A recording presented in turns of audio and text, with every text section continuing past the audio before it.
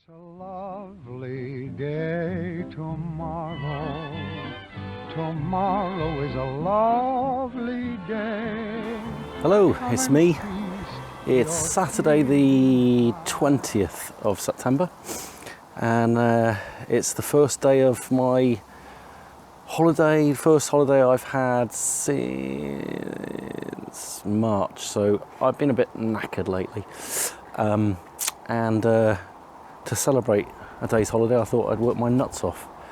Got some new toys, one of which you might be able to hear, I'm hoping, a difference in the sound quality.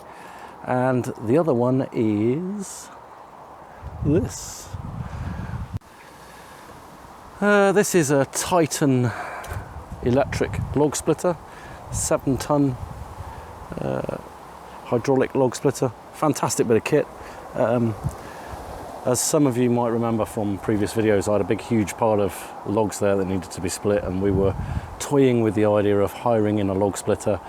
Unfortunately the hire company had a few problems, and in the end we gave up, so I persuaded Mother to spend some of the winter fuel payment money that she doesn't spend, and she certainly doesn't spend on fuel, to invest it in one of these. £360 delivered on a pallet. It's taken all week to get here because the delivery company were pretty useless. Anyway, we've had a day on it today and we've cleared up that huge pile of logs that was there. So I've done a metre and a half there. That's a metre of wood that I put away in a previous film. Another metre and a half there, and there's another 2 cubic yards, I would think, already gone down to the house, which hopefully will see us through down there until Christmas. Going to be a few logs needing to be done this week because Mrs. Rat's coming down and she'll be expecting to go home with a ton of wood like she always does. Anyway, the reason for this film, and the reason why I mentioned the date, is that Michaelmas is fast approaching, and I'm a great fan of the quarter days, and Michaelmas represents the start of the farming year. And with the garden, I tend to treat it like very, very small scale farming rather than gardening. Some people garden because they want a pretty thing to look at and they want a hobby, something to do. I garden because I want to produce food, and so I think of it as very small scale farming.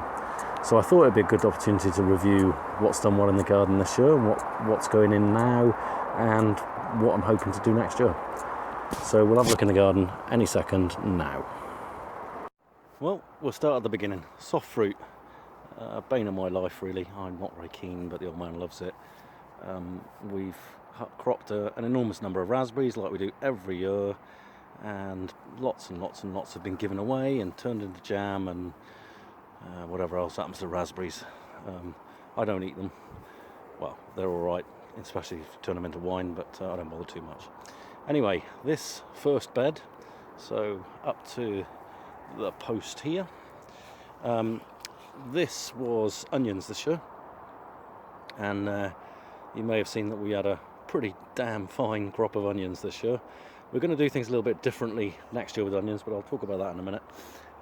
This is obviously, next year is going to be our brassica bed, because we rotate each year.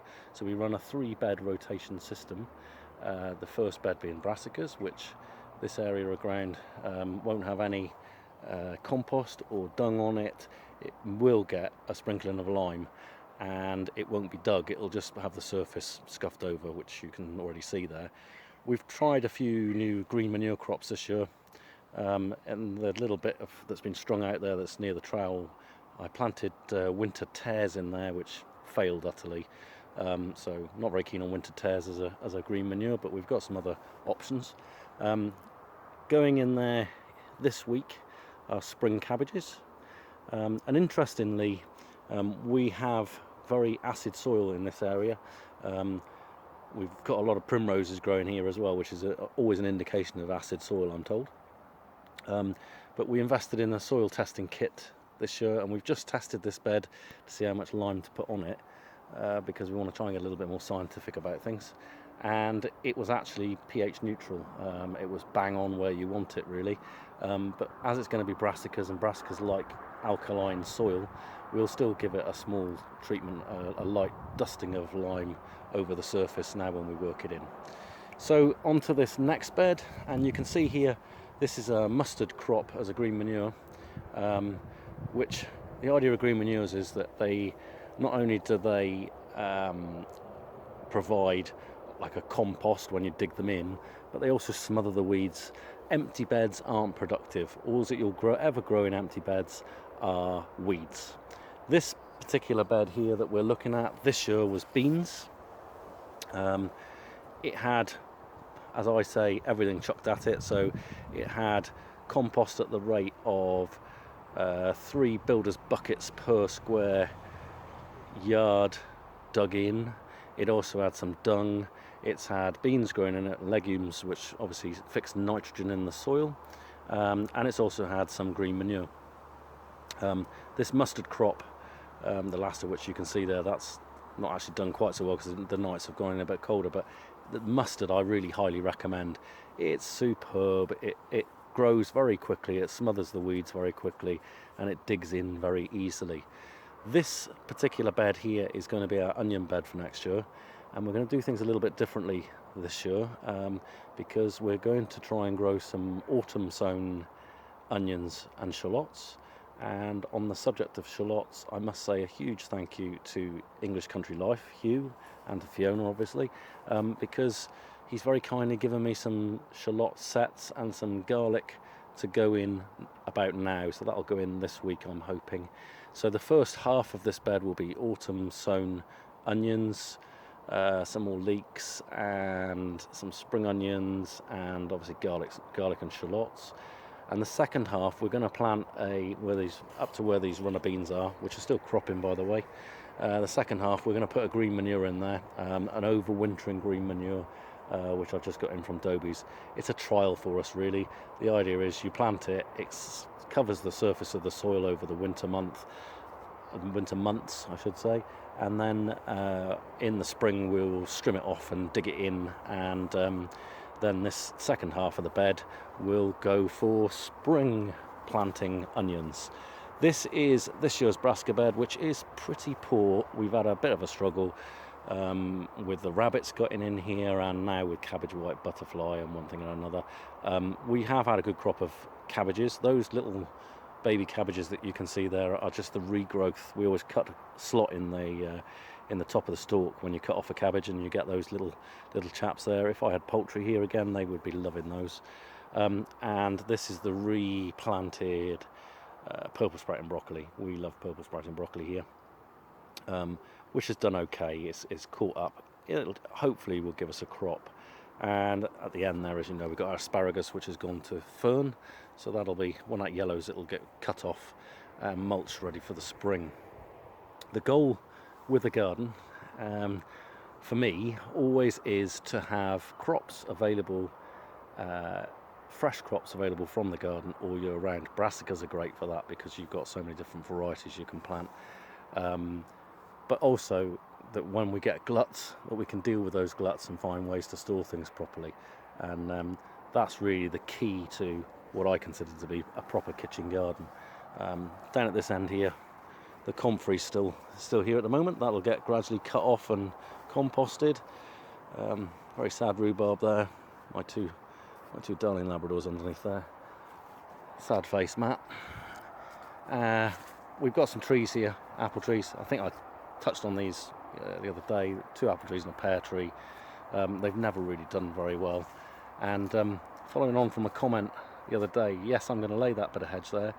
And the long-term plan is that I will plant some cider varieties of apple along the hedge, actually in the middle of the hedge, and trim around them, and hopefully that will then mean we'll get a few more cider apples and I can go back to my cider making. Anyway, other crops that have done well, French beans in the big tub up by the shed, they did quite well. Chilies are very slow finishing off, maturing, because I got them in too late. I was about a month late planting them, and that's my fault. I was just eye off the ball. So next year I need to get them in earlier. They are cropping, but not as heavily as last year. So they've done okay. Hanging basket tomatoes pretty dire this year, to be honest. We've had a good few tomatoes off them, but not like we did last year. And I also experimented with growing a bush variety in tubs, which have been okay. That was Roma. Really very, very nice tomato to eat, but they haven't really thrived there, probably just in my mismanagement. But anyway, new crops for next year. Well, the big one is, some of you won't approve of it, but sorry, I don't really care about that. Mrs. Rat doesn't approve of it, Mother doesn't approve of it, so you lot probably won't either. But the new crop for next year is tobacco. That is going to be the big experimental crop for me. I'm planning on growing about 15 to 20 tobacco plants in builders' buckets, I would think, and harvesting and producing my own tobacco if I live long enough to smoke it. Anyway, there we go, bit of a garden update. Hopefully, got a few more videos in the pipeline, and I'm hopefully going to have a bit more time this week, so I should be able to knock some more out. Let me know what you think of this one. If you enjoy it, hit subscribe. If you don't enjoy it, hit subscribe, and tell me you don't enjoy it, and tell me why you don't enjoy it, and I'll probably just ignore you, but you can still tell me. Anyway, I'm off for now. Taddy bye.